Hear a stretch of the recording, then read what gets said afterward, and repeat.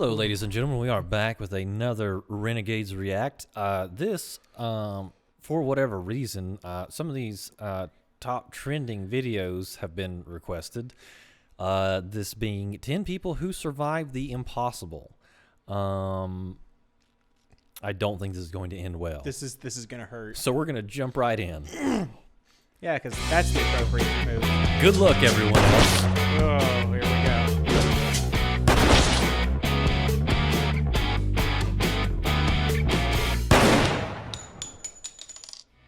22-year-old Vesna Vulovic did the impossible when she emerged alive after a 33,000-foot fall, entering the Guinness Book of World Records for surviving the longest fall without a parachute. Vulovic was a stewardess on an unfortunate Yugoslav Airlines flight from Copenhagen to Belgrade, during which the Ustash separatist group planted a bomb in the cargo. As the bomb went off, the plane crashed into the mountains, killing all 28 passengers and the entire crew, except for Vesna. Wow. She was hospitalized with a fractured skull, 2 broken legs, and 3 broken vertebrae, but managed to survive and lead a full life afterward. That's amazing.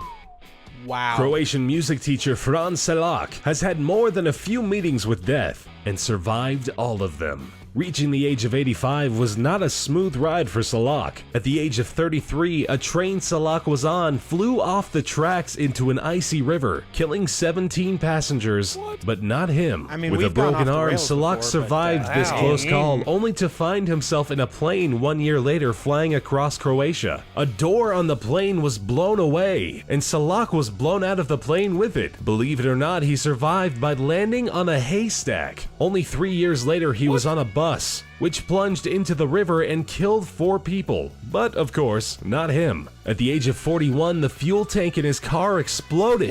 But he managed to react in time and escape certain death. Somebody's Again, the out to same kill this incident guy. unbelievably repeated itself just 3 years later. 20 years after that, Selak survived 1 more car explosion and another bus accident, only to win the lottery and become a millionaire in 2003. He is truly the most lucky person of all time.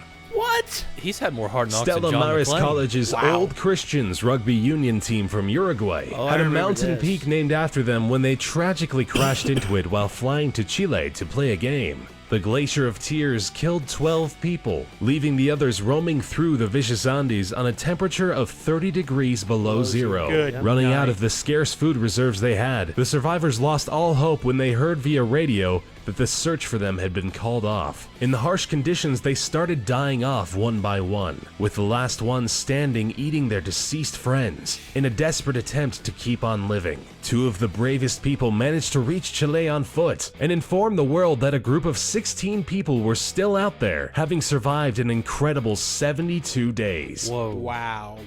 Anatoly Bugorsky worked as a researcher at the Institute for High Energy Physics in Prodvino. While checking a malfunctioning piece of equipment, a beam from the largest Soviet particle accelerator measured at about 200,000 rads went straight through his head. Bugorsky's face swelled up beyond recognition and started peeling off. The beam burned through parts of his face, his bone, and the brain tissue underneath. Astonishingly, although only 500 rads would normally be enough to kill a person, Bugorsky survived. His intellect was undamaged, and he continued his scientific career with much success. He did, however, lose his hearing in the left ear, with that side of his face remaining frozen due to the destruction of nerves. Wow.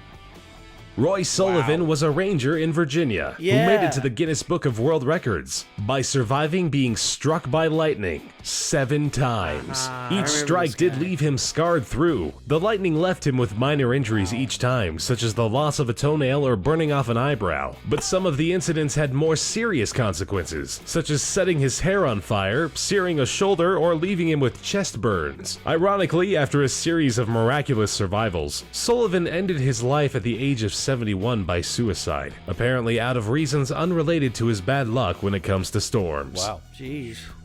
Joe Simpson and Simon Yates dared to set on the mission of scaling the west peak of the Ciudad Grande, 20,814 feet high. The mountain is part of a mountain range in the Peruvian Andes. The ascent was made famous by Simpson's book Touching the Void, in which he describes the climbing. and the falling. Simpson was wounded and fell 100 feet into an ice crevasse. He managed to survive and crawl back up to base camp. It took him 3 whole days. Wow. Truman Duncan had the most horrific accident you can imagine and survived it. He was just another passenger on a train when he accidentally fell off a train car in motion. He was swept underneath the speeding train and was literally cut in 2. Duncan not only managed to survive the horrible event, but he stayed conscious for the next 45 minutes. He managed to get his cell phone out and call the paramedics himself. He underwent 23 surgeries, lost both his legs and a kidney, but miraculously made it out of the hospital alive. What? Aaron Larsen was on a canyoneering trip in Blue John Canyon when a boulder fell on him. The boulder pinned his arm down, making it impossible for Larsen to move. He tried to lift and break the boulder, but after 5 days he realized it was no use. Dehydrated and delirious, Larsen finally got the courage to amputate his own arm. He managed to snap his own bone and eventually cut his arm off entirely, finally freeing himself from the boulder. That's awful. Yeah. Robert Evans, a 46-year-old homeless man, was a victim of a hit and run. He was patched up in the hospital and sent away soon after. On his way back to his camp, he got into yet another accident. He was hit by a train. To be more precise, he was knocked off a narrow railroad bridge and landed in a creek. Evans ended up back in the hospital only 7 hours after his initial accident. It's pretty miraculous that he survived being hit by a car, then a train just hours later.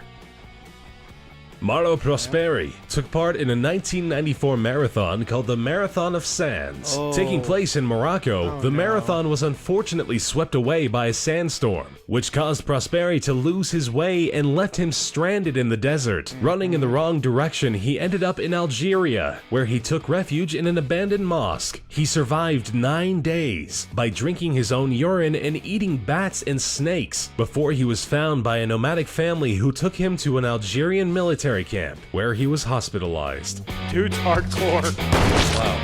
Wow. Gee, Oh man. Whew. that one though. Okay, wait. So that one physicist that got hit, did they say 2,000 rads? Yep. Like, that's a good way to become, like, either a superhero or a supervillain. Or, just straight up a ghoul. Or, just... Yeah. That's terrifying. I mean, when I heard his face started peeling off, I'm like, ghoulification? Yeah, that's not good. Jeez. Not Real good bad. at all. Man. That wasn't as bad as I thought it was going to be. I was expecting way worse. I figured that was going to be pretty gruesome. Yep. Yeah. Guy got struck by lightning 7 times. Yeah, Roy Sullivan. I heard about him a long time ago from my dad. And the fact that he survived all that and then he offs himself. It's on the topic of getting struck by lightning, totally find it acceptable if it straightens my hair out. I think it'd be worth it. if and only if.